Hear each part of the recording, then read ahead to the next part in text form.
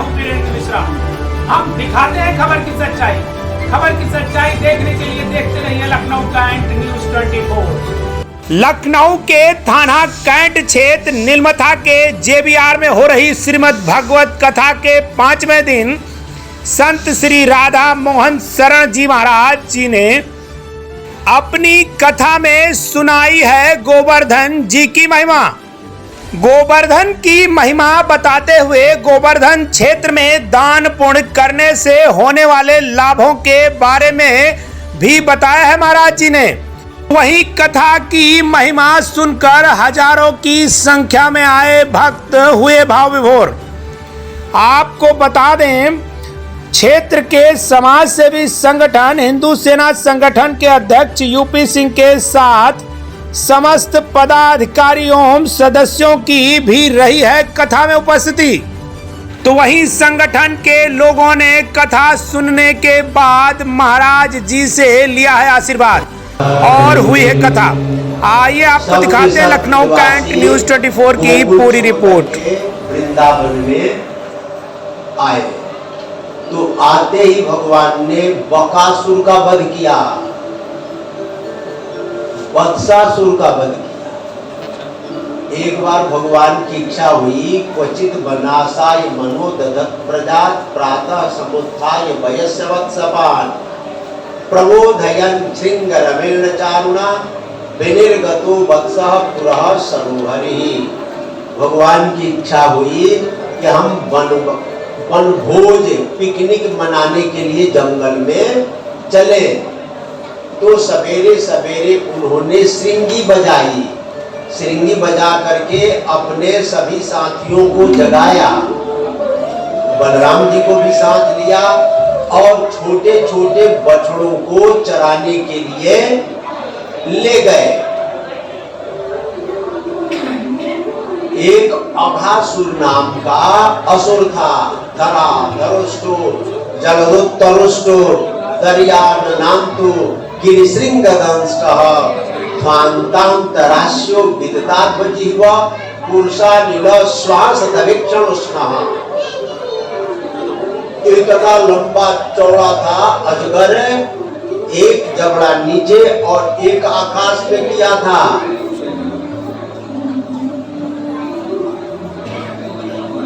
उसके मुख से गरम गरम हवा निकल रही थी, बदबू आ रहा था। भगवान के साथियों ने देखा, भाई कल तो ये गुफा थी नहीं, आज ये गुफा कहां से आ गई। जिह्वा लाल लाल दिखाई पड़ रही थी। तो कुछ बालकों ने कहा कि चलो इसके अंदर देखाएं क्या है ये। तो कुछ बालकों ने कहा कि नहीं, ये अजगर सा दिखाई पड़ता है, ये खा जाएगा। अस्मान किमत्र ग्रसिता निविष्टा नयम तथा चित भगवत विनंक्षति क्षणादनेनेति बकारिजु सन्मुखम भिक्षुद हसन्तः करताड़ नैययु। कुछ बालकों ने कहा कि यदि ये खाने की चेष्टा करेगा तो जैसे कन्हैया ने बकासुर को फाड़ दिया था उसी प्रकार इसको भी फाड़ डालेगा, मार डालेगा। चलो घुमाते हैं। तो उसके पेट में घुस गए। अब भगवान ने देखा कि हमारे सभी साथी उसके पेट में चले गए, तो भगवान भी आए और अघासुर के मुख में घुस गए। जब गले में गए तो बढ़ने लगे, इतने बढ़े कि उसका जबड़ा फट गया। भगवान अपने साथियों को लेकर अघासुर के पेट से बाहर निकले और अघासुर की ज्योति भगवान में विलीन हुई। तो उसकी ज्योति भगवान में विलीन हुई। बालकों को लेकर के आए जमुना के किनारे। लेकिन ये जो कथा थी अघासुर के वध की लीला, ये ब्रजवासियों ने, ब्रज बालकों ने अपने माता पिता से 1 साल के बाद में कहा। एतत् कौमार्जम कर्म हरेरात्मा विमुक्षणम मृत्यु पौगंड के बाला दृष्टुर विस्मिता प्रजे। 1 वर्ष के बाद तो यहाँ पर परीक्षित ने पूछा कि महाराज 1 साल तक वो कहाँ थे। एक दूसरी कथा सुनाई। भगवान जब अघासुर के पेट से निकले तो जमुना के किनारे गए और वनभोज करने के लिए गए थे। अपने अपने घर से नाना प्रकार का पकवान लेकर के, सब लोग अलग अलग लेकर के जमुना के किनारे बैठ करके और सब लोग भोजन करने लगे। तो जो बछड़े थे चलते चलते दूर निकल गए। तो भगवान ने कहा कि तुम लोग भोजन करो, मैं बछड़ों को लेकर के आता हूं। तो भगवान बछड़ों को ढूंढने के लिए गए। तो जब भगवान वनभोज कर रहे थे तो सभी देवता लोग आप स्वर्गीय लोके मिश्रित भुजे यज्ञ भोपाल के लिए यज्ञ भोक्ता भगवान श्री कृष्ण के बाल केली का दर्शन करने के लिए बड़े बड़े देवता आए। ब्रह्मा जी भी आए। तो ब्रह्मा जी के मन में भगवान के किसी विशेष लीला के दर्शन की इच्छा हुई। तो ब्रह्मा जी ने क्या किया कि जो बछड़े थे चल रहे थे उनको चुरा करके दूसरी जगह मोहित करके रख दिया। अब भगवान ढूंढने के लिए गए तो बछड़े नहीं मिले। और ब्रह्मा ने एक और काम किया। जब भगवान बछड़ों को ढूंढने के लिए गए तो ब्रह्मा जी ने भगवान के मित्रों को, सखाओं को भी चुरा करके अन्यत्र मोहित करके रख दिया। भगवान ढूंढने के लिए गए तो बछड़े नहीं मिले। जब लौट करके आए तो सखा भी नहीं मिले। तो भगवान को समझते देर नहीं लगी और भगवान तुरंत यावत भक्त पवत्स काल्पक बपुर यावत करम घ्रादिकम यावत यष्टि विषाण वेणुदर्शित यावत विभू सांबरम यावत छील गुणा विधा कृतिवयो यावत विहारादिकम सर्वम विष्णुमयम गिरोंगवदजः सर्वस्वरूपो बभौ। जितने बछड़े थे, जितने भगवान के मित्र थे, जो जैसा कपड़ा पहना था, आभूषण पहना था, जिसकी जैसी आयु थी, शील था, गुण था, वैसे ही भगवान बने और उतने ही बछड़े भी बन गए। और ये लीला चलती रही एक साल। एक ब्रजवासियों को किसी को पता नहीं पड़ा। तो आए ब्रह्मा देखने के लिए कि क्या हो रहा है यहाँ पर, चले दिखाएं। तो आकर के देखते हैं कि जो सब जैसे का तैसे ही चल रहा है, कोई अंतर ही नहीं आया। सोचे कि कहीं जिनको हमने चुरा करके रख दिया वो तो नहीं आ गए। तो वहां जाकर देखा वो तो सब ऐसे ही बेहोश पड़े हुए। फिर आए देखे कि भाई ये कौन है। तो अब की बार उनको बछड़े नहीं दिखाई पड़े, सखा नहीं दिखाई पड़े। तावत सर्वे वत्सपालः पश्यतो जस्य तच्छड़ा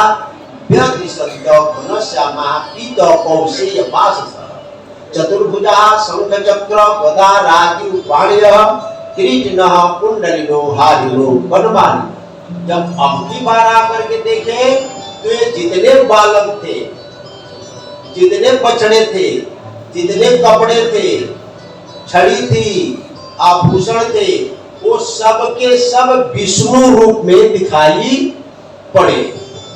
अब ब्रह्मा का अहंकार चूर हुआ और वो भगवान श्री कृष्ण के चरणों में आकर के साष्टांग लेट गए और 40 श्लोकों में दिव्य स्तुति किया। नौमी यथे प्रभुषे तरिदंबराय गुंजावतंस परमिच्छल सन्मुखाय वन्यस्रजे कवलवेत्र विषाण वेणु लक्ष्म्य श्री मृदुपदे पशुपांगजाय।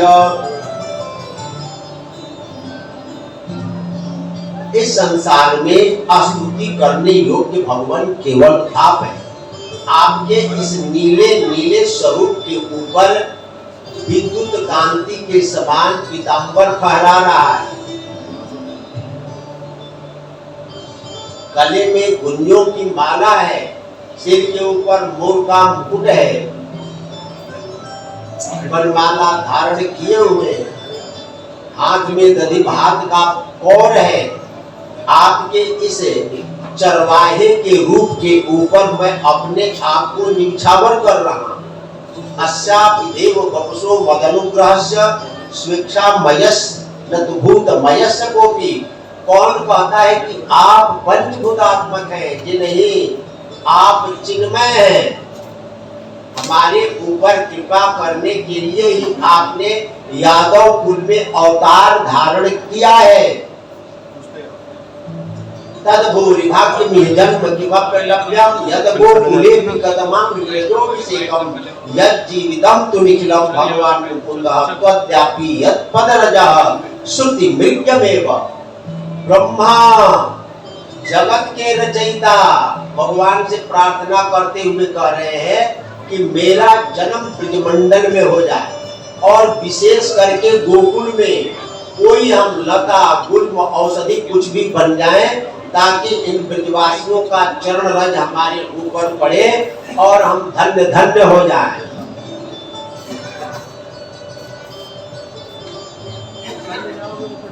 फिर ब्रह्मा जी ने भगवान की 3 परिक्रमा लगाई और वहां से चले गए। बड़ी लंबी चौड़ी स्तुति किया है ब्रह्मा जी ने, ज्ञानप्रद स्तुति किया है।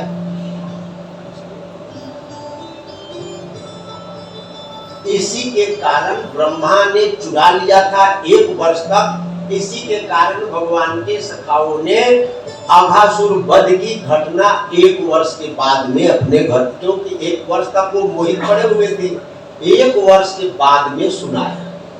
और उसी समय जब भगवान श्री कृष्ण सब गोप बालकों के रूप में परिणत हुए थे, भागवत में तो ऐसा प्रसंग नहीं है, लेकिन अन्यत्र ऐसा वर्णन आता है कि उसी समय महर्षि शांडिल्य ने सभी ब्रजवासियों से कहा था कि तुम लोग अपने अपने बेटियों की शादी अभी कर दो, नहीं तो 12 वर्ष तक शादी का योग उपस्थित नहीं होगा।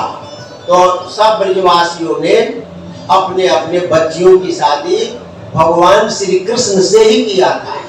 इसी के कारण गोपियां कहती थी कि आप ही हमारे ओरिजिनल पति हैं और जो दूसरे हैं वो तो डुप्लीकेट है।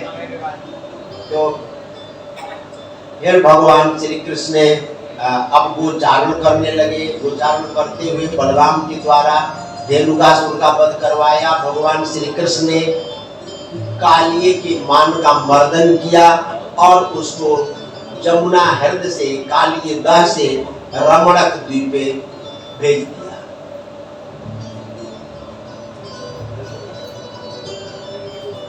फिर भगवान श्री कृष्ण ने प्रलंबासुर का वध किया। प्रलंबासुर का वध किया। गोपियों ने शरद ऋतु वर्षा ऋतु का वर्णन किया। गोपियों ने वेणु गीत गाया।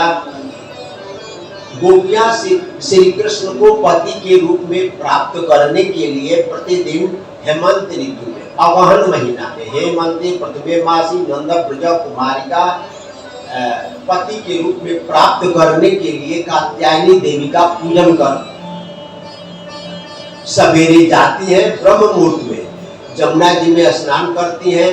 स्नान करने के बाद कात्यायनी देवी की बालू की मूर्ति बनाती है और पंचोपचार विधि से षोडशोपचार विधि से पूजन करती है और स्तुति करती हैं। कात्यायनी महामाये महायोगिन्यधीश्वरी नंद गोप सुतम देवी पति में कुर्ते नमः। और कात्यायनी देवी से कहती है कि श्री कृष्ण हमारे पति बने। जिस कन्या की शादी न हो, हमारे महापुरुष लोग कहते हैं कि हेमंत ऋतु में 1 महीना तक इस मंत्र का जप करना चाहिए और कात्यायनी देवी का पूजन करना चाहिए। अगहन महीना में एक महीना तो जल्दी शादी का योग उपस्थित होता है। तो एक दिन भगवान श्री कृष्ण ने गोपियों के मनोभाव को जान करके गोपियों को दर्शन देने के लिए जमुना के किनारे गए। गोपियां जमुना के जल में प्रविष्ट होकर के स्नान कर रही थी और भगवान श्री कृष्ण ने गोपियों के वस्त्र को चुरा लिया और चुराकर कदम के वृक्ष के ऊपर चढ़ गए और वहीं से वेणु वादन किया, बांसुरी बजाई। गोपियों ने सुना, देखा है तो श्याम सुंदर और हमारा वस्त्र भी वो लेकर के कदम के वृक्ष के ऊपर बैठे हैं।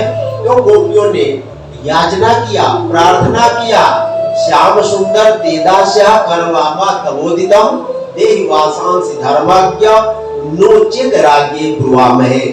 हे श्याम सुंदर, हम आपकी दासी हैं, आप जैसा कहिएगा हम वैसा करेंगे, लेकिन आप हमारे वस्त्र को प्रदान कीजिए और यदि नहीं देते हैं तो हम नंद राय को जा करके शिकायत करेंगे आपके विषय में। भगवान श्री कृष्ण ने कहा भवत्यो यदि मे दास्या मयुक्तम वा करिष्यथ अत्र गत्य सुभाषांसि प्रतीक्षन्तु सुखी अस्मिता। यदि तुम हमारी दासी हो तो हमारी कहना मानो, तुम बाहर निकलो, अपने वस्त्र को ले जाओ। गोपियों ने कहा कि हम तो वस्त्रहीन है, कैसे बाहर निकले, शर्म आ रही है, संकोच आ रही है। भगवान ने कहा कि जैसे प्रवेश की थी तुम वैसे ही बाहर निकलो। उस समय तो आप नहीं थे इसलिए हम प्रवेश कर गए, अब आप हैं, हम कैसे बाहर निकले। भगवान ने कहा कि यदि वस्त्र चाहती हो तो तुमको बाहर निकलना ही पड़ेगा। गोपियां विवश होकर के बाहर निकले। अब भगवान ने कहा कि देखिए, एक नारी को जल के अंदर वस्त्रहीन होकर के प्रवेश करके स्नान नहीं करना चाहिए, ये वरुण का अपराध माना गया है, इसलिए तुम लोग वरुण से क्षमा याचना करो। गोपियों ने वरुण से क्षमा याचना किया। भगवान श्री कृष्ण ने गोपियों के वस्त्र को प्रदान किया। देखिए, जीवन में 8 पास है, घृणा, शंका, भयम, लज्जा, जुगुप्सा, चेति पंचमी, कूलम, शीलम, चमानम च अष्टोपासा प्रकृति। 8 पास जो भगवान का दर्शन नहीं करने देते हैं, भगवान से मिलने नहीं देते। गोपियों के जीवन के सारे पास बंधन मिट गए थे, लेकिन लज्जा रूपी बंधन था, इसलिए भगवान ने गोपियों के जीवन में जो लज्जा थी चिरहरण के माध्यम से उसका भी निवारण किया।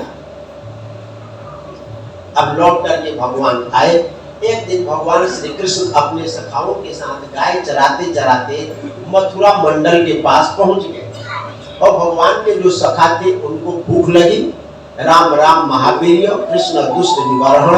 हे कृष्ण, हे बलराम, तुम लोग दुष्टों का वध करते हो, एक दुष्ट हमारे पास में, उसका वध करो। तो क्या है वो? भूखासुर।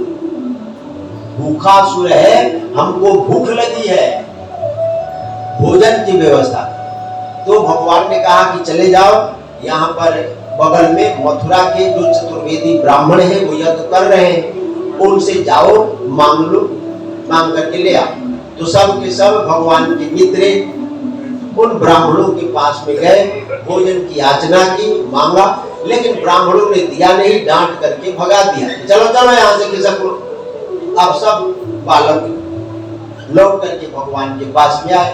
भगवान ने कहा कि क्या हुआ भाई? कहे कि उन्होंने तो कुछ नहीं दिया। कहे कि एक काम करो, अब उनके पत्नी के पास में जाओ। कहे कि जब पतिदेव नहीं दिए तो पत्नी क्या देंगी? कहे कि हाँ, पत्नी ही दयालु होती है। कथा वार्ता में, दान पुण्य में जितनी माताएं आगे रहती हैं उतने पुरुष से नहीं रहते हैं। और देखिए, यहाँ भी हम लोग देखते हैं माताएं जितना दान पुण्य करती हैं उतना पुरुष वर्ग के लोग नहीं करते हैं, और चुराकर भी करती हैं, उनको पता न लग जाए, गुपचुप आकर के दे जाती है। ऐसा माताओं में रहता है, जाओ उनके पास। तो भगवान श्री कृष्ण के कहने पर सभी बालक यज्ञ पत्नियों के पास में, जब यज्ञ पत्नियों ने सुना कि श्री कृष्ण हमसे भोजन मांगे हैं, श्यामम हिरण्य परदिम वनमाल्य बरह धातु प्रभाल, चलो चलो आज मोर मुकुट श्याम सुंदर का दर्शन होगा, पीताम्बरधारी श्याम सुंदर का दर्शन होगा, चलो। तो नाना प्रकार के पकवान को हाथ में सजाई, थाल में सजाई, हाथ में लेकर के श्री कृष्ण के पास में आई। तो श्री कृष्ण ने स्वागत किया। स्वागतम वो महाभागः आस्यताम करवाम किम, आओ आओ, तुम्हारा स्वागत है, तुम्हारे लिए हम क्या करें। तो यज्ञ पत्नियों ने कहा कि आपने भोजन मंगाया था, हम भोजन लेकर के आई हैं, अब आप भोजन ग्रहण किए। तो भगवान ने कहा कि तुम भोजन रख दो और तुम लोग यहाँ से लौट जाओ। तो जब भगवान ने लौटने का नाम लिया तो गोपियों जब पत्नियों ने भगवान को बड़ी डांट लगाई। मैवम विभो रहती भगवान गदिदुम नृशंसम सत्यम पुरुष निगमम तव पाद मूलम। खबरदार, डांटी जब पत्नियों ने, खबरदार, ऐसे नृशंस कठोर भाषा का प्रयोग न कीजिए, क्योंकि वेद ये कहता है कि जो आपकी शरण में आ जाता है वो लौट करके संसार में नहीं जाता है। और आप कह रहे कि लौट करके जाओ, हम तो आपके पास में आए। तो भगवान ने कहा कि देखो, जब तक पति साथ में न हो तब तक यज्ञ पूर्ण नहीं होता, पूर्णाहुति नहीं हो सकती। भगवान श्री राम भी जब यज्ञ करते थे तो सीता के त्याग के बाद सोने की प्रतिमा बना करके अपने बगल में रखते थे, तब हवन करते थे। पत्नी के बिना यज्ञ आदि नहीं होते, इसलिए तुम लोग जल्दी लौट करके जाओ, हम भोजन कर लें। भगवान ने समझाया तो सब की सब यज्ञ पत्नियां लौट करके अपने पति के पास में आई और उनके पतियों को बड़ी ग्लानि हुई। दिक जन्म नस्त्रिवृत्ति विद्याम दिक वर्ता दिक बहुज्ञतम दिक कुलम दिक क्रियादाक्षम विमुखाई तो दुक्षति। ओहो, हम लोगों के जीवन को धिक्कार है, ब्राह्मण कुल को, वेदज्ञ होने को, ये कर्मकांड को, ये सब के सब जाति पात कुल धर्म बढ़ाई, धन बल परिजन गुण चतुराई, ये सब राम भगत की बाधक, कहाँ ही संत तो पद अवराधक। ये सब जाति पाति धर्म कुल बड़ाई, ये सब भगवान की भक्ति में बाधक है। अब भगवान जब लौट करके आए तो भगवान पितत्रैव बलदेवी संयुक्त अपश्य निसंगोपन इंद्रियागो उद्यमान। भगवान आए तो देखे कि हमारे नंद बाबा, हमारी माता जी, सब ब्रजवासी यज्ञ की तैयारी कर रहे हैं। ये किसका यज्ञ चल रहा है बाबा, क्या तैयारी चल रही है? तो बाबा ने कहा कि बेटा, हम लोग प्रतिदिन चंदा इकट्ठा करते हैं और इंद्र का पूजन करते हैं। इंद्र कौन है? पर जन्यो भगवान इंद्रो मेघा तस्यात् प्रवृत्तिय ते विवर्षन्ति भूतानां प्रीणनम जीवनम पया। पर्जन्य यानी वर्षा का देवता है इंद्र। इंद्र जल वृष्टि करता है, तो उस जल वृष्टि से अन्न की उत्पत्ति होती है, तृण आदि की उत्पत्ति होती है। हम लोग जल का पान करते हैं, पशु आदि जल पान करते हैं, तो सबको सुख मिलता है। इसलिए हम लोग प्रतिदिन प्रति वर्ष इंद्र की पूजा करते हैं, इंद्र का यज्ञ करते हैं, इंद्र याग इंद्र याग करते हैं। ये ब्रजवासियों का ये नियम था कि प्रतिदिन प्रतिवर्ष ब्रजवासी अपने संपूर्ण ब्रजमंडल में चंदा करते थे और चंदा करके और प्रत्येक वर्ष इंद्र की पूजा करते थे, इंद्र याग करते थे। और भगवान श्री कृष्ण ने कहा कि बाबा, कर्मणा जायते जंतु कर्मणैव विलीयते सुखम दुखम भयम क्षेमम कर्मणैव विपद्यते। कर्म सापेक्ष है संसार, कर्म प्रधान विश्व करि राखा, जो जस करई सो तस फल चाखा। कौन ताऊ सुख दुख कर दाता, निज कृत कर्म भोग सब भ्रता। हाँ, ये संसार कर्म सापेक्ष है। हम जैसा कर्म करते हैं वैसा ही हमको फल प्राप्त होता है। इसमें इंद्र की क्या भूमिका है? इंद्र क्या करेगा? नाना पुरु जन्मदा न ग्रामान विहाभयम नित्यम बनो सस्ता बल सैला निवासी। हम लोगों के पास बाबा देखिए, न घर है, न गांव है, न नगर है, न राज्य है। हम लोग काहे के लिए इंद्र की पूजा करेंगे? काहे के लिए इंद्र का यज्ञ करेंगे? हम लोग तो वनवासी हैं, पर्वत पर रहते हैं, तो हम लोग क्यों न पर्वत की पूजा करें? पर्वत की पूजा, किस पर्वत की पूजा? कहे कि गिरिराज की पूजा। ये गिरिराज कौन है? गिरिराज जो पर्वत है, ये कौन है? तो कहे कि जब पृथ्वी के ऊपर भार बढ़ गया तो सबके सब देवता लोग गोलोक बिहारी के पास में गए और गोलोक बिहारी से कहा कि भगवान आप भूतल पर अवतार धारण करें, भूभार धारण करें। तो भगवान ने देवताओं से कहा कि जब तक राधा रानी अवतार धारण नहीं करेंगी तब तक हम अवतार धारण नहीं करेंगे। तो देवताओं ने राधा रानी से प्रार्थना किया, तो राधा रानी ने एक शर्त लगा, यत्र वृंदावनम नास्ति यत्र नो जमुना नदी यत्र गोवर्धनो नास्ति तत्र मे नमः। जहां पर गिरिराज पर्वत नहीं है, जमुना नदी नहीं है, वृंदावन धाम नहीं है, वहां पर मैं अवतार धारण नहीं करूंगा। ये कथा गर्ग संहिता में है, ये कथा भागवत में नहीं है। तो जब राधा रानी ने कहा, देवताओं ने फिर भगवान से प्रार्थना किया कि महाराज ये राधा रानी तो भूतल पर अवतार धारण तब करेंगी जब वृंदावन धाम गोवर्धन पर्वत है और जमुना नदी को आप भूतल पर यानी पृथ्वी पर भेजिएगा। वेद वेद लाभ कोशभूमि स्वधाम्ना श्रीहरि स्वयं गोवर्धनम च जमुनां प्रेष्यामास उपरि वेद नाग कोशभूमि स्वधाम्ना श्रीहरि स्वयं। तो भगवान श्री कृष्ण ने वृंदावन धाम को, गोवर्धन पर्वत को और जमुना नदी तीनों को पृथ्वी के ऊपर भेजा। जो वृंदावन धाम है भगवान का स्वरूप है, विदस्ति मदितिष्ठति, ये स्वरूप माना गया है। और जो गोवर्धन पर्वत है वो भगवान के हृदय, हरिवक्षसोगिरी हृदय माने गए। और जमुना नदी भगवान की पत्नी मानी गई, पत्नी है ना, जमुना नदी से भगवान का विवाह हुआ है, कल हम लोग सुनेंगे। तो नहीं, यदि आपने बात में रख दिया तो मैं उठूंगा नहीं, यह शर्त के साथ चले। तो अब वहां से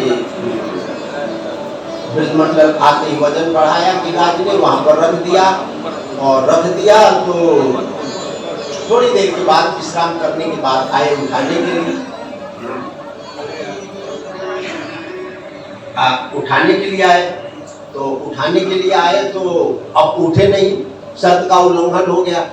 तो पुलस्त ऋषि ने साफ दिया, ये त्वयाति दृष्टेन न कृतो में मनोरथ तस्मात् तुल मात्रम ही नित्यम तम क्षीणताम ब्रज। तुमने मेरे मनोरथ को पूर्ण नहीं किया, इसलिए प्रतिदिन एक एक तिल पृथ्वी के अंदर समाते जाओ। तो गिरिराज ने कहा कि महाराज हम तो भगवान की सेवा के लिए गोलोक धाम से यहाँ पर आए हैं और आपने मुझे साफ दे दिया। हम तो भगवान की सेवा करना, हम तो भगवान के हृदय हैं, आपने भगवान के कार्य में बाधा डाली। तो अब पुलस्त ऋषि को भी ज्ञान हुआ कि मैंने तो बड़ा भारी अपराध किया, उचित काम नहीं किया।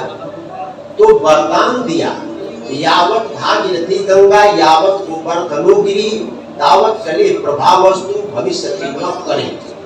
जब तक पृथ्वी के ऊपर गिरिराज है, जब तक भागीरथी गंगा है, तब तक पृथ्वी के ऊपर पूर्ण रूप से कलयुग नहीं आएगा। गिरिराजो हरे रूपम श्रीमान गोवर्धनो गिरी तस्य दर्शन मात्रेण नरो याति कृतार्थता। आशीर्वादों की झड़ी लगा दी है गिरिराज। कलयुग में जो तुम्हारा दर्शन करेगा, तुम्हारा स्पर्श करेगा, तुम्हारी परिक्रमा लगाएगा, उसको चारों पुरुषार्थों की प्राप्ति होगी। धर्म अर्थ काम मोक्ष चारों पुरुषार्थ प्राप्त होंगे। और कलयुग में जीवित देव के रूप में केवल गिरिराज की प्रतिष्ठा रहेगी। कलयुग में जितने देवता हैं संपूर्ण तीर्थों में, उन सबों में केवल कलयुग में गिरिराज की ही जीवित देव के रूप में प्रतिष्ठा रहेगी। धर्म अर्थ काम मोक्ष चारों पुरुषार्थों को प्रदान करने की क्षमता शक्ति केवल गिरिराज में होगी। जो आपकी परिक्रमा लगाएगा, आपकी पूजा करेगा, अश्वमेध सहस्त्राणि वाजपेय शतानि च न गंगा न गया काशी पुष्कर न प्रयाग। हजारों अश्वमेध यज्ञ करने से, सैकड़ों वाजपेय यज्ञ करने से, संपूर्ण पृथ्वी के तीर्थों का भ्रमण करने से जो पुण्य प्राप्त होगा, गोवर्धन में जाकर के अयाच्य गोसवेन गोपराजम द्विजोत्तमयि विदस्य चोरु भारस्य चिकीर्षं सत्ययं विभु। गोवर्धन में जाकर के भगवान श्री कृष्ण ने कहा है कि यदि भगवान ने किसी को खूब धन दिया है, विदस्य चोर भारत खूब धन, तो इस पृथ्वी के ऊपर सबसे पवित्र जगह धन व्यय करने का गिरिराज पर्वत, वहाँ भगवान ने धन दिया तो सबसे उत्तम जगह गोवर्धन है, वहीं पर जाकर के धन व्यय करे। वहां क्या करे, गायों के मुख में चारा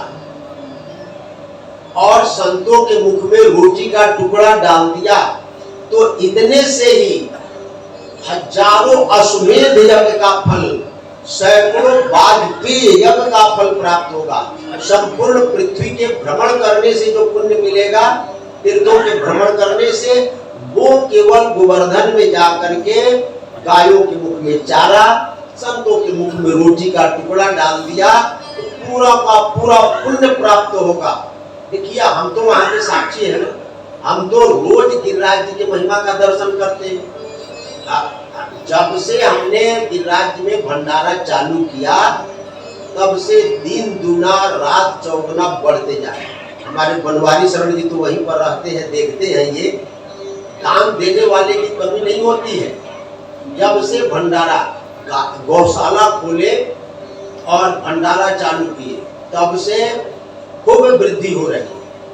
वहां जाकर के ये काम कर ले, गाय के मुख में चारा, संत के मुख में रोटी का टुकड़ा, गिरिराज जी का दर्शन कर ले, गिरिराज जी की परिक्रमा लगा ले, तस्मात् त्वं विप्राणाम अदृष्टारभ्यतम्बक, परिक्रमा लगा ले, गायों की सेवा कर ले, संतों की सेवा कर ले, तो उसने संपूर्ण यज्ञ, सब जितने यज्ञ है, हजारों अश्वमेध यज्ञ, सैकड़ों वाजपेयी यज्ञ कर लिया।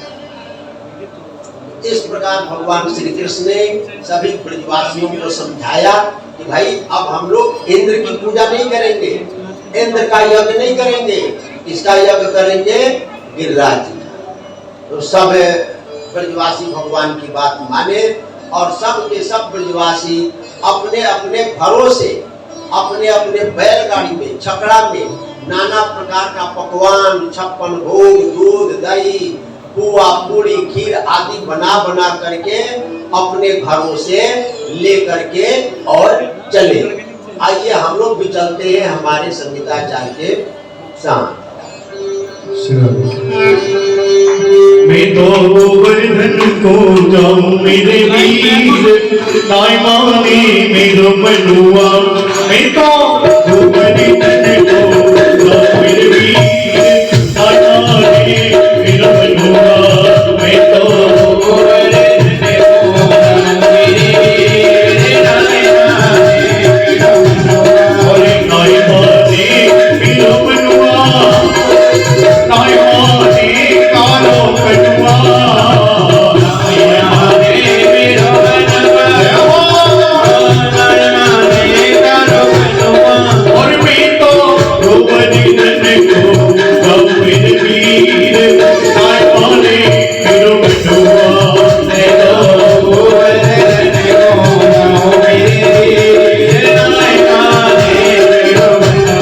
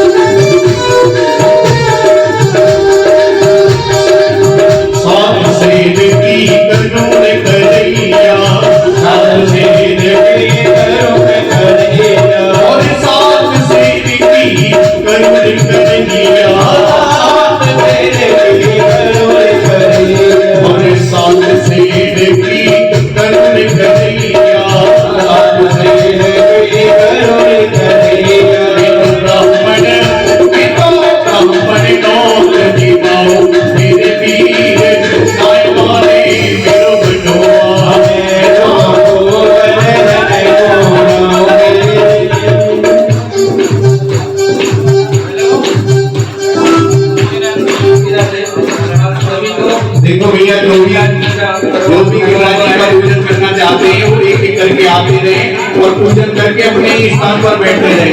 एक साथ में कोई ना आए, धीरे धीरे आते हैं और बैठते जाए।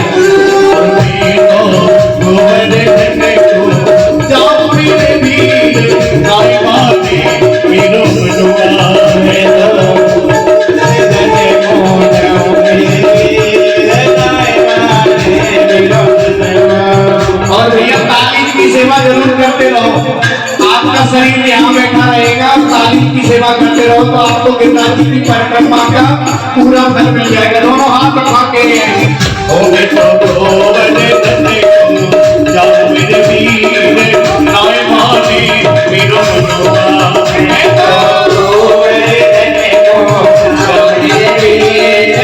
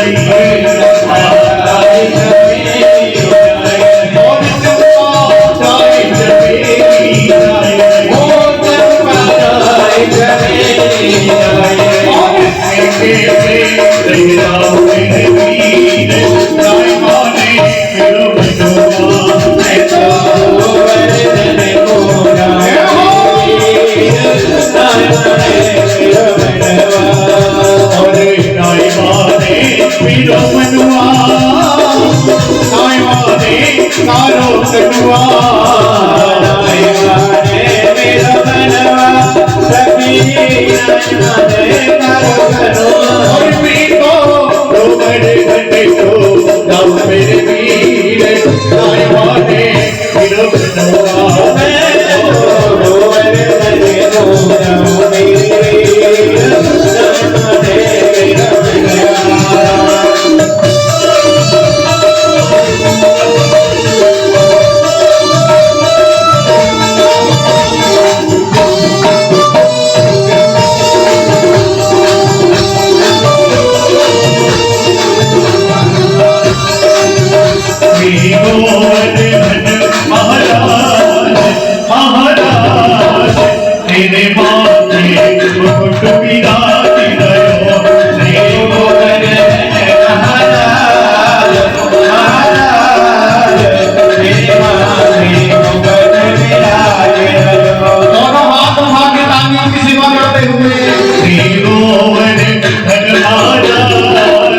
महाराज तेरे माथे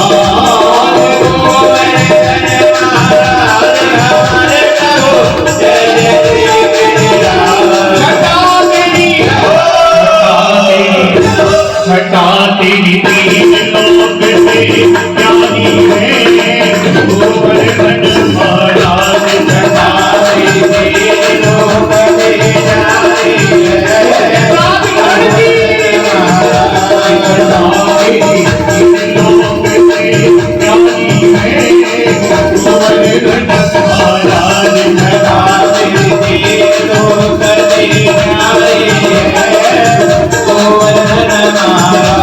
मानसी गंगा को स्नान मानसी गंगा को रोहिण जगदीशन को ध्यान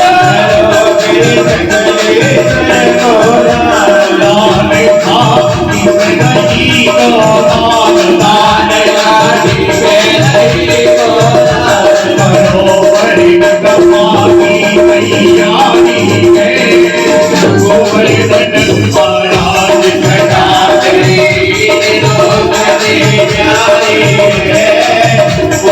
गोवर्धन महाराज घटा दे लोक में जानी है गोवर्धन महाराज घटा दे लोक में जानी है गोवर्धन महाराज लोक में जानी है गोवर्धन महाराज घटा दे लोक में जानी है गोवर्धन सभी लोग अपनी स्थान में खड़े हो जाइए। ओम चंद्रमा मनसोदान सोहो सूर्यो अताजता सोता वायु चक्रानंद मुखाल गिरदायता मन में बसा कर तेरी मूर्ति उतारूं मैं गिरधर तेरी आरती मन में बसा कर तेरी मूर्ति उतारूं मैं गिरधर तेरी आरती मन में बसा कर तेरी मूर्ति उतारूं मैं गिरधर तेरी आरती मन में बसा कर तेरी मूर्ति उतारूं मैं तेरी आरती ओ करुणा करो कष्ट करो प्यार दो भगवन अब मैं फंसी राम में तार दो भगवन करुणा करो कष्ट करो प्यार दो भगवन अब मैं फंसी राम में तार दो भगवन ओ करुणा करो कष्ट करो प्यार दो भगवन अब मैं फंसी राम में तार दो भगवन करुणा करो कष्ट करो प्यार दो भगवन वो दर्द की दवा तेरे पास है दर्द की दवा तेरे पास है जिंदगी दया की भीख मांगती मन में बसा कर तेरी मूर्ति उतारूं मैं भगवन तेरी आरती मन में बसा कर तेरी मूर्ति उतारूं मैं गिरधर तेरी आरती ओह अब तुझसे क्या मिलेगी सोचूं भगवन जिंदगी जब तेरे नाम पर दिल पर मन आप तुझसे क्या मिलेगी सोचूं भगवन जिंदगी जब नाम तेरे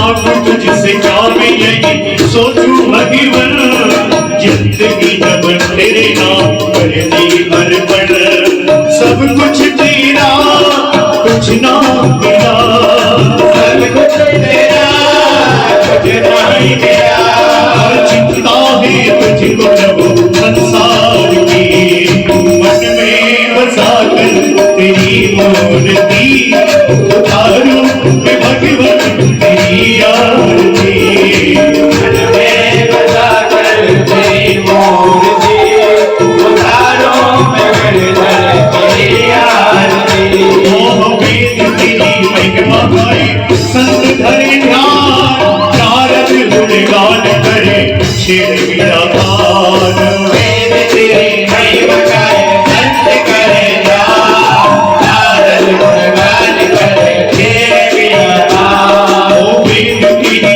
महिमा गाए संत धरे ध्यान नारद गुणगान करे शेर मीरा गान वेद तेरी महिमा गाए संत करे ध्यान नारद गुणगान करे शेर मीरा गान और भक्त तेरी बात करते